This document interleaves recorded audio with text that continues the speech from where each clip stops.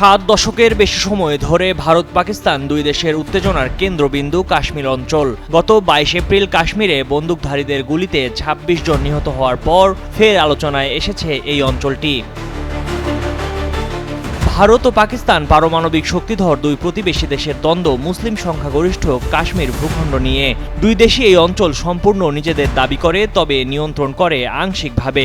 চীনও এই অঞ্চলের কিছু অংশে শাসন পরিচালনা করে এবং তা বিশ্বের অন্যতম সুসজ্জিত সামরিক অঞ্চল হিসেবে প্রতিষ্ঠিত। 22 এপ্রিল পেহেলগামের মিনি সুইজারল্যান্ড নামে পরিচিত এলাকায় 26 জন পর্যটক নিহত হওয়ার ঘটনায় ভারত পাকিস্তান উত্তেজনা এখন চরমে। এ নিয়ে ভারত সরকার একাধিক কূটনৈতিক পদক্ষেপ নিয়েছে, যার মধ্যে পাকিস্তানের সঙ্গে সিন্ধু পানি চুক্তি স্থগিত রাখার সিদ্ধান্ত অন্যতম।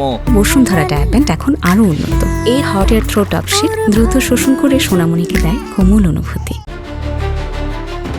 প্রধানমন্ত্রী নরেন্দ্র মোদী ঘোষণা করেছেন, হামলাকারীদের উপযুক্ত জবাব দেওয়া হবে, দোষীদের খুঁজে বের করে কঠোর শাস্তি দেওয়া হবে। অন্যদিকে ইসলামাবাদ পাল্টা প্রতিক্রিয়া দেখিয়ে সিন্ধু চুক্তি স্থগিত করাকে যুদ্ধের উস্কানি বলে উল্লেখ করেছে। এ নিয়ে দুই দেশে যুদ্ধের দামামা বাজছে।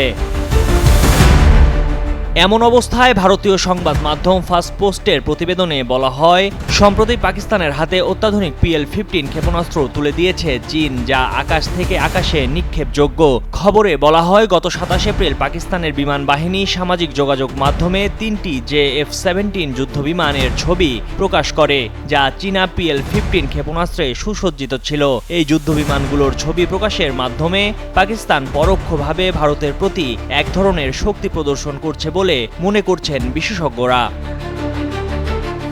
এদিকে ফ্রান্সের কাছ থেকে 26টি রাফাল মেরিন যুদ্ধবিমান কিনেছে ভারত, যার চুক্তির বিষয়ে ফ্রান্সের সঙ্গে কথাবার্তা আগেই চূড়ান্ত হয়েছিল। কিন্তু চুক্তি স্বাক্ষর হয়েছে এমন একটা সময়ে যখন পেহেলগামে পর্যটকদের ওপর হামলাকে কেন্দ্র করে পাকিস্তানের সঙ্গে ভারতের উত্তেজনা তুঙ্গে। সংবাদ সংস্থা রয়টার্সের তথ্য অনুযায়ী 740 কোটি মার্কিন ডলার ব্যয় করে ফ্রান্স থেকে যুদ্ধবিমান কিনছে ভারত। এই যুদ্ধবিমান INS বিক্রান্তে পরিচালিত হবে।